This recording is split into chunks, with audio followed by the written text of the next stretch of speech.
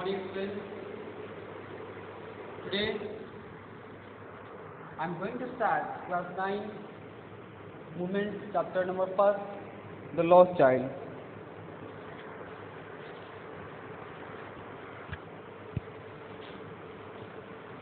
In the lost child हम discuss करेंगे इस चैप्टर को।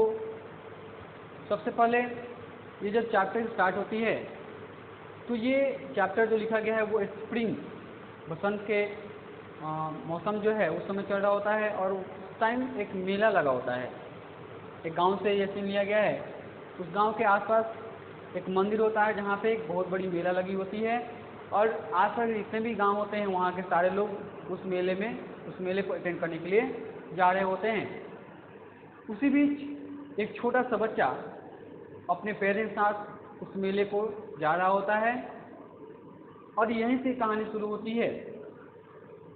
जब बच्चा उस मेले की तरफ जा रहा होता है तो बहुत सारे लोग जो हैं बैलगाड़ी से कुछ लोग जा रहे होते हैं, कुछ लोग हॉर्स से जा रहे होते हैं, कुछ लोग अपने जो साधन प्रसाधन है उसके माध्यम से जा रहे होते हैं। लेकिन ये परिवार जो है यानी कि वो एक छोटा सा बच्चा और उसके पेरेंट्स वो पैदल ही जा रहे होते हैं। बच्चा जो है क्योंकि बच्चे जो होते हैं बहुत ही स्वाभाविक रूप से नटखट होते हैं और हमेशा कुछ न कुछ ऐसे काम करते रहते हैं जो एक मैच्योर पर्सन से अलग होता है। तो बच्चा जब रास्ते से उस मेले में जा रहा होता है तो रास्ते में चलने के समय में वो अपने पेरेंट्स से कभी आगे चला जाता है, कभी पीछे चला जाता है और बार बार उनके पेरेंट्स को उसको कॉल करना होता है। बच्चा जो कि उतनी ज़्यादा दुनिया देखा नहीं है तो हर वो चीज़ जो स्ट्रेंज लगती है उनसे वो फैसिनेट हो जाता है, उनके तरफ वो अट्रैक्ट हो जाता है और उनके पास जाकर के ठहर जाता है, रुक जाता है, देखने लगता है, ऑब्जर्व करता है। और ये देख उसके पेरेंट्स बार बार उसे कॉल करते हैं, बुलाने पे एक ओबीडियंट चाइल्ड की तरह वो दौड़ते हुए उनके पास चला आता है। जब भी वो पीछे छूट जाता है उसकी मॉम उसको कॉल करती है, कम माय चाइल्ड, तो दौड़ता हुआ आता है। उसके फादर जो है रेड आइड यानी थोड़ा गुस्से की नज़र से देखते हैं और बच्चा बिल्कुल एक ओबीडियंट चाइल्ड तरफ उनके पास पहुंच जाता है। जब वो चल रहे होते हैं, मेले की तरफ जा रहे होते हैं तो बीच में एक मुस्टॉर्ड फील्ड मिलता है यानी सरसों का खेत मिलता है और बहुत दूर तक वो सरसों का खेत फैला होता है। सरसों का खेत आप देखे होंगे कि गोल्डन कलर के होते हैं तो और सरसों का जो फूल होता है वो बहुत ही अच्छा लगता है, एक गोल्डन कलर लगता है कि चारों तरफ सोना ही सोना है लगा हुआ है। और ये चीज़ देख करके बच्चा जो है फिर से अट्रैक्ट हो जाता है और उन फूलों पे कुछ घोड़े, कुछ तितलियाँ मंडरा रही होती हैं क्योंकि इनका काम ही है फूलों से रस निकालना और अपने भोजन को तैयार करना। तो बच्चा जो है कुछ तितलियों को देखता है और उसे पकड़ने की लालसा उस मन में, जिज्ञासा उस मन में उत्पन्न होती है। तो उन तितलियों को पकड़ने के लिए वो उनका पीछा करता है जब तक कि एक तितली एक फूल पे जाके बैठ जाती है तो उसको पकड़ने का वो प्रयास करता है। लेकिन जैसे ही उसे लगभग पकड़ ही लेता है, पकड़ने वाला ही होता है, तब तक वो फिर उड़ जाती है और उसके हाथ से उसके पकड़ से दूर चली जाती है। तभी उसके पेरेंट्स को कॉल करते हैं और वो फिर दौड़ता हुआ उनके पास में पहुंच जाता है। धीरे धीरे वो मेले की तरफ आगे बढ़ रहे होते हैं और बहुत देर चलने के बाद थोड़ा धूप हो जाती है तो वो लोग एक ग्रोव के शेड में एक पेड़ होता है, बड़ा सा पेड़, उसके छाये में बैठ करके आराम कर रहे होते हैं, करने लगते हैं। जब वो आगे बढ़ते हैं, जब वो मेले के बिल्कुल निकट आ जाते हैं तो जहाँ मेला का एंट्रेंस डोर होता है, प्रवेश द्वार होता है, बिल्कुल प्रवेश द्वार के आसपास ही एक स्वीट सेलर जो होता है, एक मिठाई बेचने वाला, वो अपना एक बड़ा सा दुकान लगाया होता है और उसके दुकान में बहुत सारी मिठाइयाँ, number of varieties of sweets were there, वहाँ पे बहुत सारे वैरायटीज के स्वीट्स लगे होते हैं। और वो उन स्वीट्स को, खास करके बर्फी को देख करके वो बच्चा बहुत ज़्यादा अट्रैक्ट हो जाता है और उस दुकान पे जाकर खड़ा होकर के अपने पेरेंट्स से बोलता है, रिक्वेस्ट करता है दबे हुए आवाज़ में, क्योंकि उसे पता होता है कि उसके पेरेंट्स कुछ भी प्रीफर नहीं कर सकते हैं, दे नहीं सकते हैं उसको। डिमांड करता है बर्फी के लिए, लेकिन उसके पेरेंट्स को मना कर देते हैं और फिर वो आगे बढ़ने लगते हैं। जैसे ही वो आगे बढ़ने लगते हैं, बच्चा दौड़ते हुए उनके साथ में हो जाता है। जब वो मेले के अंदर जाते हैं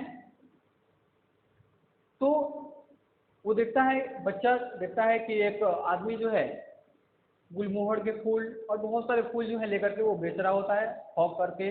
हॉकर जो होते हैं, जो फेरी वाले होते हैं, घूम के बेचते हैं, वो मेले में घूम करके बेच रहा होता है।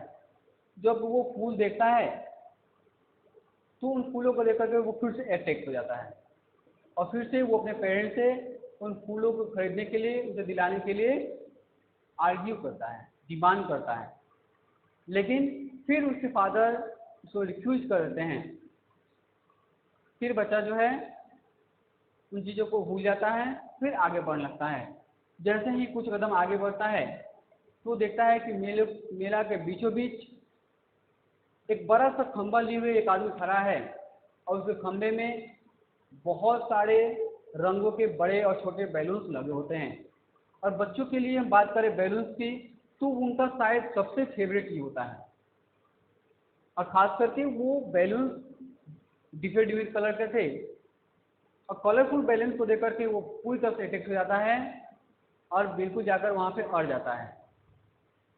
अपने पेरेंट्स से फिर डिमांड करने लगता है, लेकिन उसके पेरेंट्स यह करके उसे टाल देते हैं कि तुम्हारी उम्र ये इन खिलौनों से, इन गुब्बारों से खेलने की नहीं रही, अब तुम थोड़े बड़े हो चुके हो। यह करके उनको टाल देते हैं। शायद उसके पेरेंट्स उतना ज़्यादा रिच नहीं होते हैं, वो उन सारी चीज़ों को उसके लिए दिला नहीं सकते हैं, उसको अफोर्ड नहीं कर पाते हैं। और यही कारण होता है कि उसके द्वारा डिमांड की गई चीज़ों को वो लोग किसी न किसी कारण को दिखा करके रिफ्यूज कर देते हैं। फिर बच्चा जो है आगे बढ़ता है, इस मेले में घूमने लगता है, तो अचानक उसे एक जगह दिखाई देती है जहाँ चारों तरफ से लोग उस घेर करके एक घेरा बनाकर खड़े होते हैं। जब वो उसको देखता है तो उसे एक अजीब तरह का धुन, एक साउंड सुनाई देता है। और वो साउंड जो होता है, एक सपेरा जो है अपने बीन को अब बजा रहा होता है और एक पोटली में, एक बास्केट में एक स्नेक होता है, सांप होता है। और जैसे जैसे वो बजा रहा होता है वैसे ही वो सांप जो है अपने गर्दन को घुमा रहा होता है, एक स्वान की तरह। और उस साउंड और उस सांप को देख करके वो बच्चा फिर से फैसिनेटेड हो जाता है, फिर से अट्रैक्ट हो जाता है और जाकर सुनने लगता है। तभी उसके पेरेंट्स उसको कॉल करते हैं, बुलाते हैं। फिर बच्चा वहाँ से अपने अट्रैक्शन को कैंसिल करता है, हटाता है और उनके पीछे दौड़ता हुआ जाता है। जब वो बच्चा फिर आगे बढ़ता है, मेले में घूमने लगता है, तो वो एक बड़ा सा झूला देखता है। झूला जो राउंड वाला जो झूला होता है, उसे बहुत सारे लोग जो थे, लेडीज, जेंट्स, किड्स, बहुत सारे लोग उसमें चढ़ रहे होते हैं। सब लोग हंस रहे होते हैं, मुस्कुरा रहे होते हैं, उस झूले का आनंद ले रहे होते हैं। बच्चा यहाँ पे बहुत ज़्यादा अट्रैक्ट हो जाता है और जाकर वहाँ रुक जाता है। बहुत देर तक उसको देखता है, ऑब्जर्व करता है और फिर एक बिग डिटर्मिनेशन के मन से जागृत होती है और अपने पेरेंट्स से बोलता है मुझे उस झूले पे चढ़ना है। जब उसको आंसर नहीं मिलता उसको, तो फिर एक बार और रिपीट करता है कि मुझे उस झूले पे चढ़ना है। यहाँ पे फिर भी उसको आंसर जब नहीं मिलती है तो वो पीछे मुड़ के देखता है और वो क्या देखता है कि उसके पीछे उसके पेरेंट्स होते ही नहीं और बच्चा बिल्कुल डर जाता है। अब वो चारों तरफ दौड़ दौड़ के खोजने लगता है, ढूंढने लगता है अपने पेरेंट्स को। उसे पता नहीं होता है कि उस किस साइड में जाए, किस तरफ, किस दिशा में जाकर उनको खोजे। लेकिन हर वो दिशा, हर वो क्षेत्र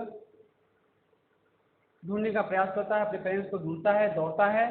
दौड़ने के दौरान उसके जो नए कपड़े उसने पहने होते हैं वो पुराने हो जाते हैं, गंदे लग जाते हैं उसमें। फिर भी वो चिल्लाते रहता है mummy papa mummy papa, but उसके पेरेंट्स कहीं भी दिखाई नहीं देते हैं। बहुत देर हो जाती है, बहुत देर तक घूमता है, दौड़ता है, खोजता है। जब उसके पेरेंट्स नहीं मिलते हैं तो बच्चा थक हार जाता है और उसकी जो क्राई थी, उसकी जो रोने की चिल्लाहट जो थी, आवाज़ जो थी, वो धीरे धीरे एक सौ में चली जाती है, सिसकियों में बदल जाती है। वो बच्चा हर वो जगह जाता है, हर वो जगह उनको खोजने का प्रयास करता है जहाँ तक वो जा सकता है। फिर वो देखता है कि जो मंदिर का गेट होता है, जो स्क्रीन होता है, वहाँ पे बहुत सारे लोगों की भीड़ लगी होती है। वो सोचता है शायद उसके पेरेंट्स वहाँ गए होंगे। उसके पहले बच्चा एक, चूंकि उसकी आंखों में आंसू भरे होते हैं तो कोई भी चीज़ उसे क्लियरली दिखाई नहीं देता है। तो मेले के कॉर्नर पे कुछ लोग बैठे होते हैं घास के नीचे, जो जमीन पे घास लगे होते वहाँ पे बैठे होते हैं। तो धुंधली आंखों से उसे लगता है कि उसके पेरेंट्स वहाँ बैठे हुए हैं।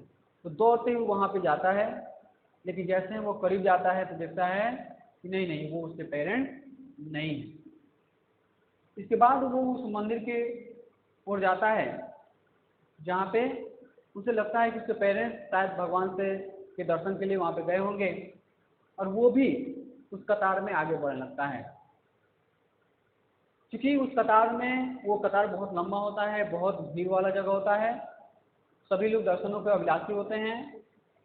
लेकिन उस बच्चा को जल्द से जल्द अपने पेरेंट्स को फाइंड करना होता है, इसलिए वो वेट नहीं करता है, वो उस लाइन में नहीं चलता है, बस लोगों के बीच से होते हुए, किसी के पाँव, दोनों पाँव के बीच से निकलते हुए, कैसे कैसे अपने बच्चे बजाते हैं, वो एंट्रेंस द्वार पर पहुँच जाता है जहाँ से मंदिर के अंदर जाया जाता है। लेकिन एंट्रेंस द्वार पे बहुत सारे लोग आपस में जसद कर रहे होते हैं, अपने घुसने के लिए जगह बना रहे होते हैं, एक दूसरे को पुश कर रहे होते हैं पीछे, ताकि वो आगे बढ़ सकें और जल्द से जल्द मंदिर के अंदर जाकर के भगवान का दर्शन पा सकें। वहाँ पे जाकर वो बच्चा फंस जाता है, शायद किसी के पैरों से चोट लग जाती है उसको, तो वहीं पे गिर जाता है। और वहाँ पे इतनी ज़्यादा भीड़ होती है, वो चिल्लाने लगता है, अपने मम्मी पापा को बुलाने लगता है, लेकिन वहाँ पे उसकी कोई भी आवाज़ नहीं सुनता है। वो पैरों के तले दब ही जाने वाला होता है, तभी तक एक आदमी उसको, उस छोटी सी बच्चे की आवाज़ सुनाई देती है और वो उसे लिफ्ट कर लेता है। जब वो उसे उठाता है तो बच्चा उसे छुड़ाने का प्रयास करता है, लेकिन बहुत ही मजबूती से वो बच्चा को पकड़ता है, हैंडल करता है, उठाता है, और फिर वो पूछता है कि who is your father, who is your mother, where is your father and where is your mother. तुम्हारे पापा कहाँ हैं, कौन है, मम्मी कौन है, कहाँ हैं। अभी जैसे ही ये मदर और फादर की जो बातें हैं उसे याद आती हैं और वो चुप हो गया था, वो फिर से चिल्ला चिल्ला कर रोने लगता है।